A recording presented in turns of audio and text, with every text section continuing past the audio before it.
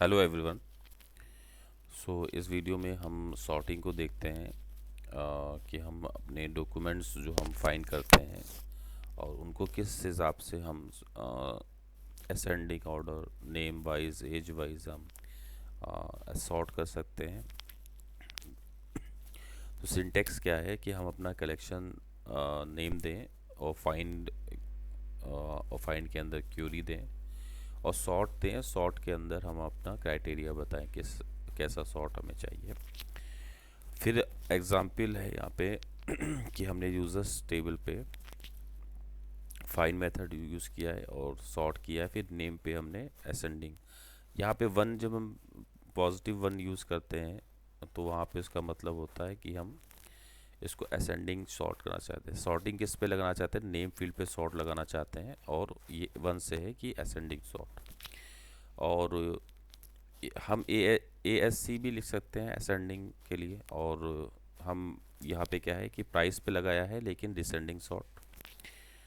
और यहाँ ट्रांजैक्शन है हमने किया है, यहाँ पे दो हमने सॉर्ट में अपने क्राइटेरिया भेजा है। एक है कि टाइम स्टैम्प पे फर्स्ट तो हमारी जो सॉर्टिंग होगी इस पर होगी, लेकिन अगर कोई डॉक्यूमेंट एक जैसी वैल्यू रखते हैं तो हमारी फिर सॉर्टिंग उनमें आपस में कैसे होगी, उन दो में या तीन में वो अमाउंट पर सॉर्ट होगा असेंडिंग। ये भी देखते हैं आगे। हम अपने टर्मिनल पे आ चुके हैं मंगोडीबी शेल पर और यहाँ पे हम देखते हैं करम नाम के डाटाबेस में है। तो सबसे पहले हम देखते हैं कि हमारे पास यहाँ पे कलेक्शंस में क्या है।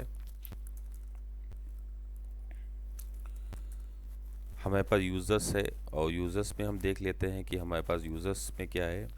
तो हम यूज़ करेंगे db dot users dot find.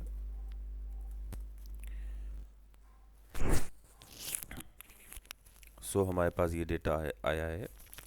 और लेकिन ये डेटा में इसमें आईडी आ रही है, मुझे आईडी की ज़रूरत नहीं है। तो सबसे पहले तो मैं आपको क्या मेरे को ऐसा तरीका है कि मैं बगैर आईडी भी निकाल सकता हूँ? तो हाँ है।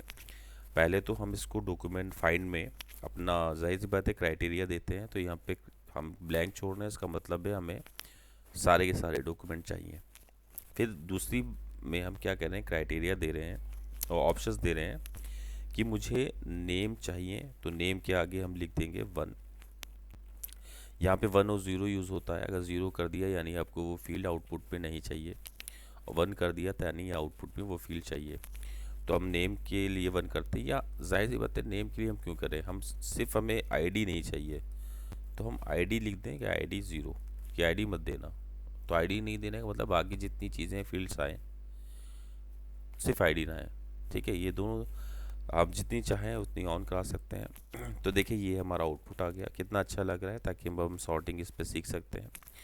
तो हमारे पास ये सॉर्टिंग ऑर्डर में अभी नेम नहीं है। देखिए सीता पहले है, आकाश और मोनिका ये सब बाद में है, अंकुर बाद में है।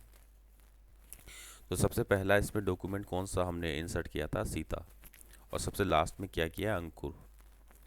ठीक है, तो अब हम क्या करते हैं, इस पर अपना सॉर्ट लगाते हैं। तो क्या लिखना पड़ेगा हमें? D dot users dot find. ठीक है, तो हम इसको फाइंड अपना वही यूज़ कर लेते हैं क्योंकि हमने लगा दिया ना इसको।